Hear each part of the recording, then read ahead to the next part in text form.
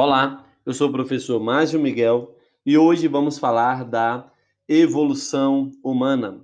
A primeira coisa, então, que temos que entender seria a diferença entre os grupos de primatas.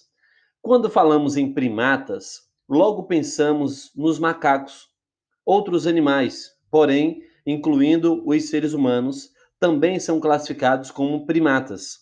A ordem dos primatas é um grupo de mamíferos que compreende os popularmente chamados de macacos. Mas, na verdade, os macacos são aqueles que têm rabo.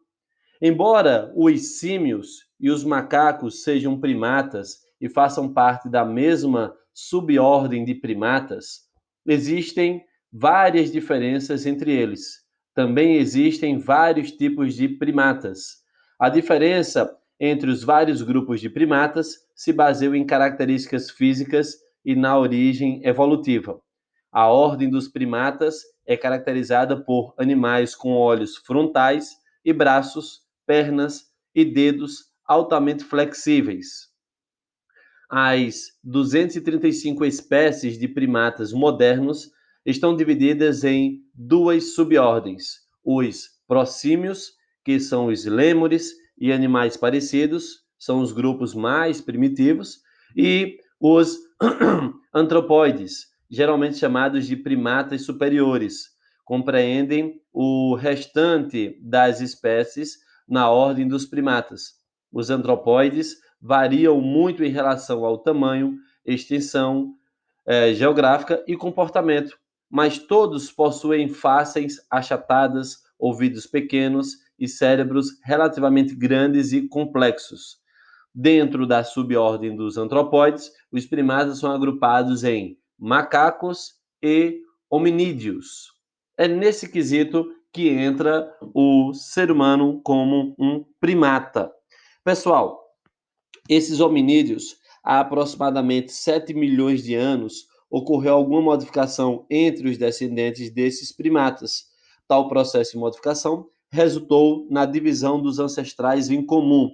Esses hominídeos viviam em bando em florestas africanas e se locomoviam com os quatro membros. Como nós podemos ver, os primeiros grupos dos seres humanos são classificados como australopitecos.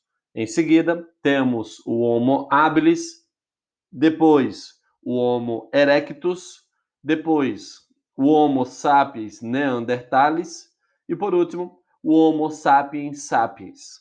Você pode observar que, em relação ao tempo, o tamanho do cérebro, a localização geográfica e a sua alimentação, ela muda. Nesse primeiro quesito, que seria o Australopiteco, você pode perceber que a caixa craniana dele é pequena. Ele anda com os quatro membros, dos quais nós chamamos de quadrúpedes. E observe que ele está localizado mais na África e a sua alimentação seria herbívora. As demais, observe, seria onívora, que seria você misturar uma alimentação carnívora e herbívora. Esses onívoros, eles têm uma alimentação muito mais variada. O nosso sistema digestivo, ele consegue digerir mais alimentos. Nesse caso, observe que a nossa capacidade de andar em duas pernas já modifica um pouco o nosso cérebro, pois nós sabemos que, como os antigos hominídeos passaram a se deslocar com duas pernas, as mãos ficaram livres para pegar e carregar objetos, alimentar-se enquanto caminhavam e usar pedras para a defesa contra predadores. Além disso, pelo fato de estar em pé, conseguiu enxergar mais longe e encontrar alimentos com mais facilidade e rapidez.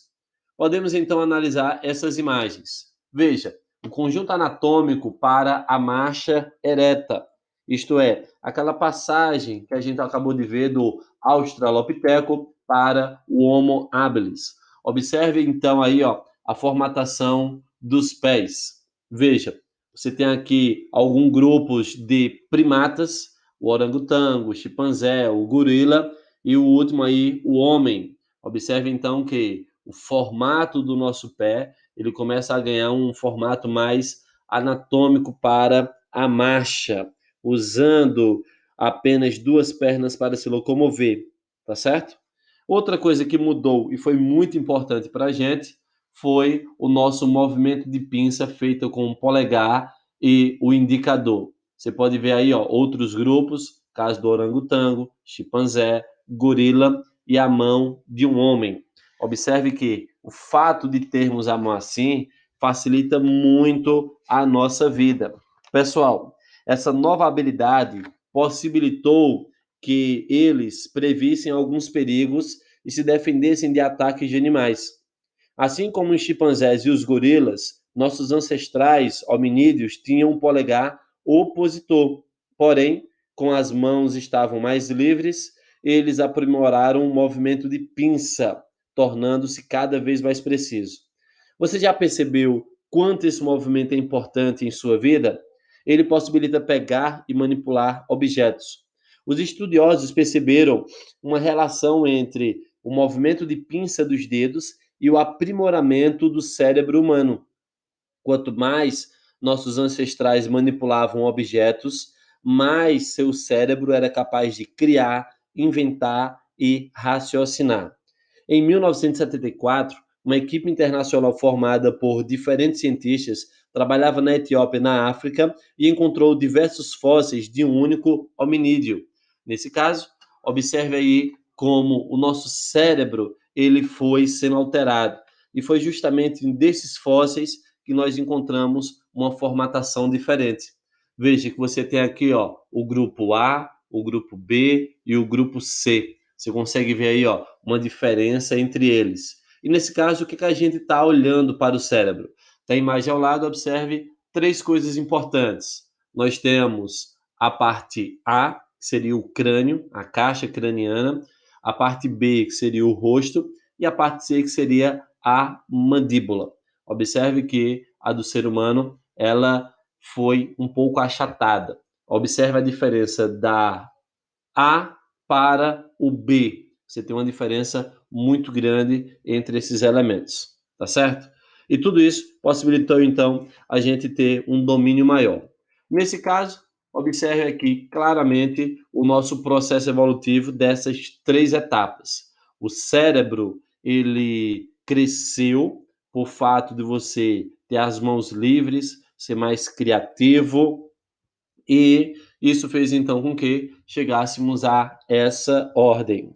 Pessoal, essa primeira parte aí, os cientistas a batizaram de Lucy.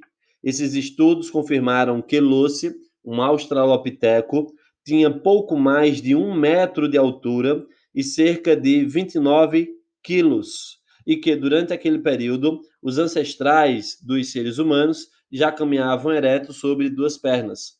Lucy faz parte de uma espécie de hominídeo chamada pelos cientistas de Australopithecus. Descobertas posteriores a Lucy, como a da pegada fossilizada, mostram que esses antepassados já estavam presentes em algumas partes do planeta há mais de 4 milhões de anos. Os australopithecus tiveram como ancestrais outras espécies de hominídeos. Elas se tornaram cada vez mais altas, passaram aos poucos a dominar a natureza e a se comunicar utilizando linguagens específicas. Pois então, observe claramente essas 4 etapas interessantes da evolução humana: o tempo, a formatação do cérebro, o lugar que ocupa e a sua alimentação. Isso então fez com que evoluíssemos nessas categorias: Australopiteco para o Homo habilis, Erecto, Sapiens, Sapiens sapiens.